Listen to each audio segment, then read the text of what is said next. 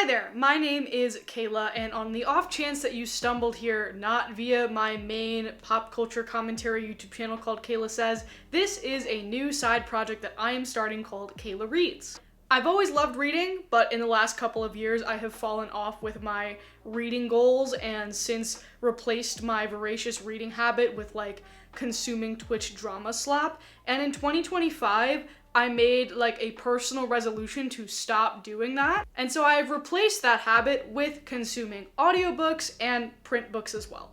Today I'm going to start by doing my first review of Wretch by Eric LaRocca. This is the first book that I've read from him. It came out earlier this year and I found it via a book talk recommendation. We're going to start off with a brief summary and my thoughts on the book, and then if I get into heavy spoilers, don't worry, I will denote that beforehand. Wretch, or The Unbecoming of Porcelain Khaw, that's the full title, by Eric LaRocca, explores the concept of a queer reverse haunting. There's this main character named Simeon. He is going through a really traumatic grief experience because his husband, Jonathan, passed away from cancer. And so the entire book is from his perspective. You're in his head the whole time. You get to know his thoughts very intimately, which I think works very well for this book. It kind of actually doesn't work without that. And Simeon, through processing his grief and the fact that he still has, financial troubles to contend with. Also, he has a whole ex-family. He has an ex-wife and a son, and is still sort of grappling with his sexuality and his queer identity through all of this.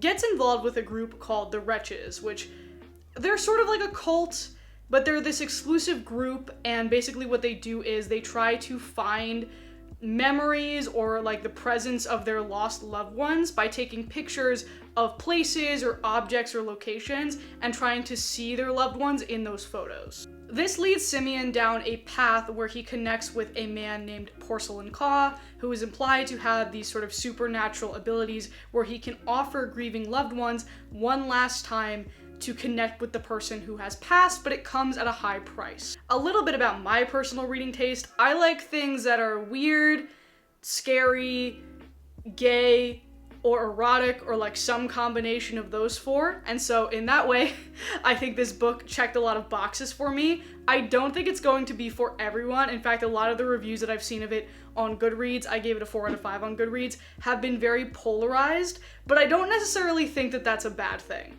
What I think Wretch does really well is it puts you in the mind of this character who is going through a relatable, sort of devastating grief experience, something that we can all, I think, relate to somewhat.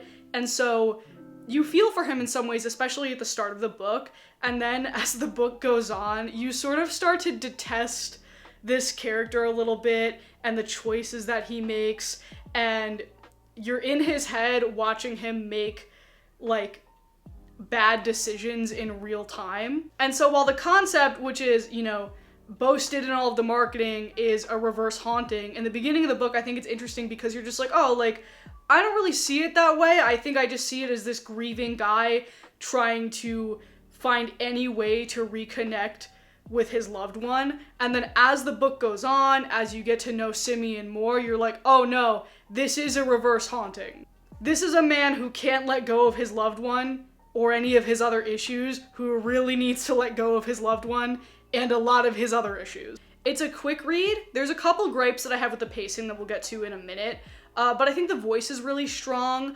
A lot of this, when the action isn't happening, is Simeon sort of meditating on his feelings surrounding grief and his identity as a queer person, as a queer man specifically. And you can tell that Eric LaRocca, I think, is just using a lot of his own lived experience to express that through the mind and voice of this character. And I found that to be very interesting and provocative in a lot of ways. If you don't like books where it's the internal monologue of a narrator sort of reflecting on his own story and his own consciousness and his own life, this might not be for you, and that's okay. I liked it. Pacing wise, my main gripe is that I really like being in Simeon's head. I think the book makes the most sense when you are in his head. I listened to the audiobook also, that's why I don't have a physical copy. But there were these sort of breaks. There's one in particular in the beginning that I feel kind of kills a lot of the momentum, where you get the backstory of Porcelain Khaw.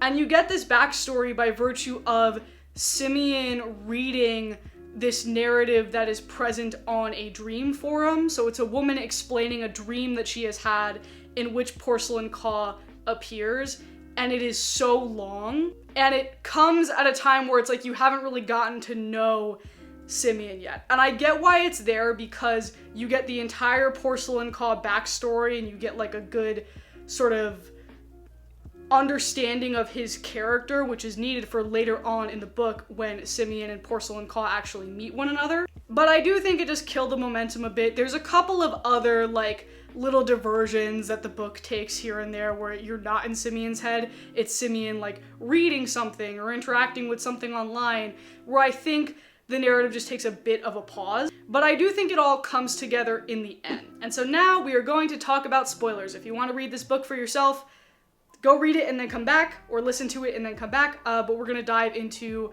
sort of the more complex themes and horror elements of the book and the end of the book. Okay, so I think what was done really well was sort of the slow burn of Simeon becoming addicted to haunting his dead husband and understanding why it is a haunting. Understanding that maybe Simeon's grief was a bit selfish in the beginning when he's reflecting on it, because you get the sense that it's like this perfect relationship and that everything, you know, was great up until his untimely death. But then as we hear more of Simeon's perspective and recounting his own memories, you're like, okay, maybe, not that, you know, his husband's better off dead, but maybe, you know, their relationship was not as perfect and idealistic as Simeon may have wanted it to be. And Simeon himself starts to question that the more that he goes to see Porcelain Khaw, who gives him this sort of physical, intimate experience where he can contact Jonathan. The other condition here is that Porcelain offers this as like a one-time experience, but Simeon sort of gets addicted to it because he's not getting the closure that he needs. He's not getting the answers that he needs by these encounters, and so he keeps going back. And like, the more he keeps going back to have this experience, the more Jonathan's presence like seems to be annoyed by Simeon. And so it's this like toxic cycle where he goes there expecting to be reaffirmed and to get answers, and Jonathan's just like, dude, you have to let me go. You have to let me go. Not everything in our marriage was perfect. We kind of learned that like Simeon was having some dark thoughts about like his own son from a previous marriage and his own wife and about humanity. And so you see him start to doubt himself. You see him start to question whether or not anyone really can love anyone, whether he's capable of loving anyone, or whether or not Jonathan ever really loved him. This eventually culminates in some whack body horror stuff.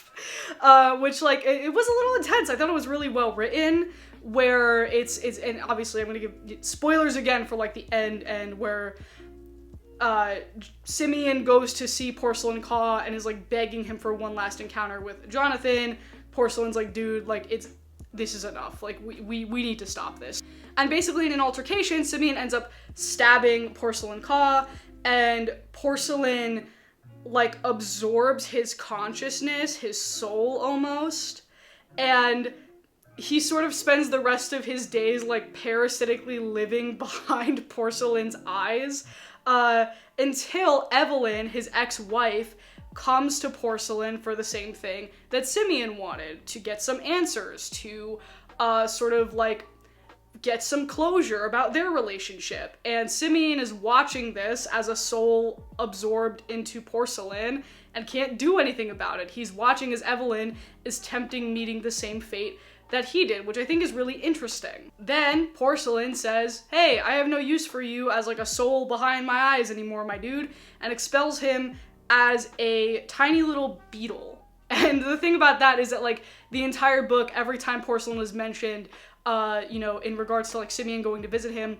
they always mention these little silver beetles crawling around on the floor of like this place where Porcelain is located. So now you know that like, oh, like all these beetles that like follow him around everywhere are souls that essentially paid the price up interacting with the reverse haunting process. The one thing that I think could have been more developed is the relationship between Porcelain and this younger boy named Clovis, who we get his backstory, like in the dream sequence that Simeon read about, was like a boy that got sold off to Porcelain to be basically like his comfort boy, but not in like a sexual way.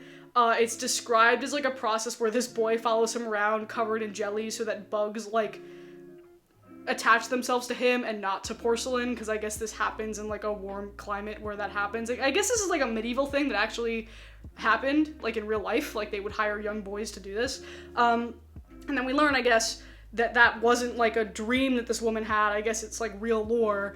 And when we meet Porcelain and Clovis, like Simeon sort of interrogates Clovis about his relationship to Porcelain and talks about like how Clovis has feelings for Porcelain and how he loves him. I think this was an interesting dynamic that I think was more about sort of like the exploration of what it means to be a queer man in this book, and less like direct plot payoff, if you know what I mean. Like, a lot of this book reflects on the identity of being a queer man, what it means to be a queer man in a relationship with other queer men, and I think this sort of Clovis Porcelain storyline was a commentary on that, but we almost don't get enough of that Porcelain Clovis relationship for it to like really sort of tie together. The other thing that doesn't tie together as much is that like when Evelyn comes to visit Porcelain at the end, we learn that Carter, who is Simeon's son, like resented his dad for like leaving and getting with a man and like not being a present father,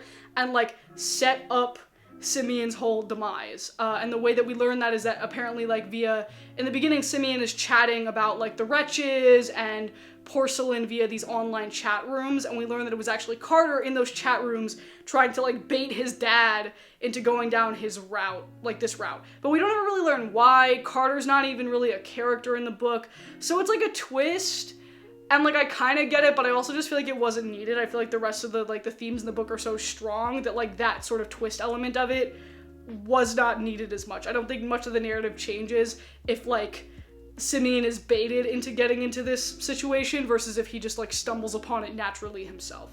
Overall, I really like this book. I would read Eric LaRocca again. I think I have to like, every time I read like a really scary or dark book, I have to like retreat from that a little bit because like this was intense. Like, it doesn't make you feel good after you read it, it just makes you feel intrigued. So if you like horror books, if you like LGBT horror books, I would recommend it. I had a good time, but like just know it is definitely not for everybody. Like, if you start reading and you get into this guy's head and you're like, this guy kind of sucks and he's kind of like pathetic and selfish and I don't really care what happens to him, like, I think that's valid. But if you're like, this guy's pathetic and selfish and he sucks, I want to see how low he can really go, then this book is going to be for you. Thank you so much for listening to my first book review, guys. I hope I did okay. I don't review books that often, so I don't know. Let me know how you felt about it, and let me know if you have any suggestions for what I should put on my reading list for the rest of the year. Thanks so much. Bye!